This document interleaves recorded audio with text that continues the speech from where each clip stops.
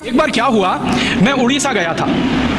उड़ीसा में एक पर्वत है, उसका नाम है गंधमार्दन पर्वत। इसका जिक्र हमारे रामचरितमानस में भी है, वाल्मीकि रामायण में भी है, और सबसे अच्छा सुंदर वर्णन इसका रघुवंशम में है, कालिदास ने किया है, गंधमार्दन पर्वत। तो जहाँ ये गंधमार्दन पर्वत उड़ीसा में है, मैं वहीं गया था। जिस गांव में है उसी गांव में गया, और वहाँ मेरी एक सभा हुई थी।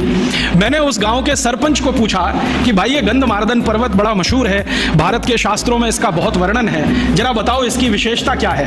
तो उसने कहा कि साहब इसकी एक विशेषता ये है कि इस एक पर्वत पर 16,000 जड़ी बूटियां हैं। मैंने कहा नाम मालूम है? उसने कहा 16,000 के तो नहीं मालूम है, 500-600 के तो बता सकता। फिर मैंने कहा किसको मालूम है? तो कहता मेरे दादाजी को 1000-1200 का मालूम है। दादाजी के दादाजी मिल गए तो शायद 2-2,500 का मालूम हो जाएगा।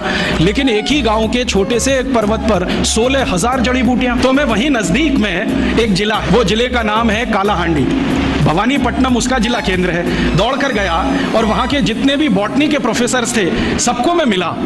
तो उन्होंने कहा हाँ ये बात सही है। एक एक प्रोफेसर बोलता है कि मैंने लिस्टिंग किया है, तो कोई प्रोफेसर के पास 2,500 जड़ी बूटियों का लिस्टिंग है, किसी के पास 3,000 का है। एक प्रोफेसर ने कहा मैं 40 साल से काम करता हूँ, उनके पास कुछ 7-7,500 जड़ी बूटियों की लिस्ट है, क्या क्या गंधमार्दन पर मिलता है। और उनकी इच्छा है कि मैं सबका लिस्टिंग करूँ 16,000 का, लेकिन वो कहते हैं कि शायद 2 जन्म इसमें लग जाएंगे, एक जन्म में ये होने वाला नहीं है। आप सोचो, गंधमार्दन पर्वत एक भारत के जिले के एक गांव के नजदीक का छोटा सा पहाड़, वहां पर इतनी जड़ी बूटियां, तो संपूर्ण भारत का जो मुकुट है हिमालय, उसकी कल्पना करो। भारत के बहुत सारे पादप विशेषज्ञ, पौधों के विशेषज्ञों से मैं मिला हूं, तो उनका कहना है कि राजीव भाई कम से कम 84-85 हजार जड़ी बूटियां तो हिमालय में मिल ही जाएंगी। मैंने पूछा अधिक से अधिक कितनी बताओ, तो उनका वो अभी कैलकुलेशन संभव नहीं है, हमारी इमेजिनेशन काम नहीं करती, कल्पना शक्ति काम नहीं करती।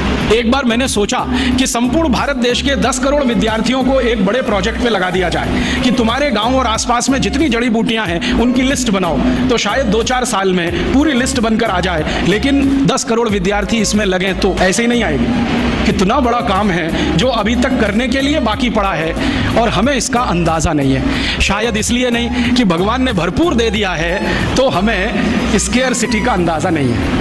ये जो यूरोप और अमेरिका वाले हैं जिनको कुछ मिला नहीं है, वो तड़पते हैं, फड़फड़ाते हैं, और वो रोज भारत सरकार पर आकर ऐसे दबाव डालते हैं कि भारत के कानूनों में संशोधन कर दो और हम ये हिमालय की सब जड़ी बूटी खोद कर ले जाएं, भारत के पहाड़ों से जितना मिले वो ले जाएं, ऐसी व्यवस्था कर दो।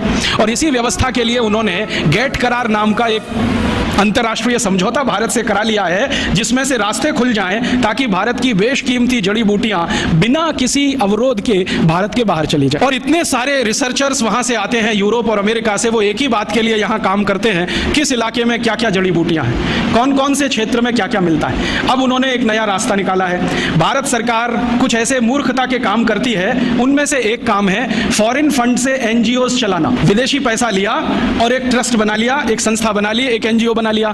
तो ये जो विदेश में बैठे हुए लोग हैं ना, वो उन एनजीओज को थोड़ा डोनेशन देते हैं और कहते हैं बताओ तुम्हारे इलाके में क्या क्या है। ये मूर्ख लोग यहाँ थोड़े पैसे के लालच में सूची की सूचियां बनाते हैं और यूरोप और अमेरिका को भेजते जाते हैं कि यहाँ ये है, यहाँ ये है, यहाँ ये है, और उनको ये धीरे धीरे पता चल रहा है और धीरे धीरे वो भारत सरकार की बाहों उमेट रहे हैं। चीन इस मामले में थोड़ा होशियार है। चीन की सरकार अपनी जड़ी बूटियों के क्षेत्र में विदेशियों को प्रवेश नहीं करने देते। वो कहते हैं जो रिसर्च करेंगे वो हम करेंगे, परिणाम भी हम पहले जानेंगे, जरूरत पड़ेगी तो तुम्हें बताएंगे, नहीं तो जरूरी नहीं है कि तुम्हें सभी परिणाम बताएं। वो थोड़े होशियार हैं। हमारे देश के नेता उनसे थोड़े ज्यादा मूर्ख हैं। किसी भी विदेशी को बुलाएंगे, आओ दरवाजा खुला है, जो तुम्हें चाहिए सब लूट के ले जाओ। जैसे वो जहांगीर था ना 400 साल पहले, ईस्ट इंडिया कंपनी को दरवाजा खोल के बुला लिया, वही जहांगीरों के मानस पुत्र आज भी इस देश में है।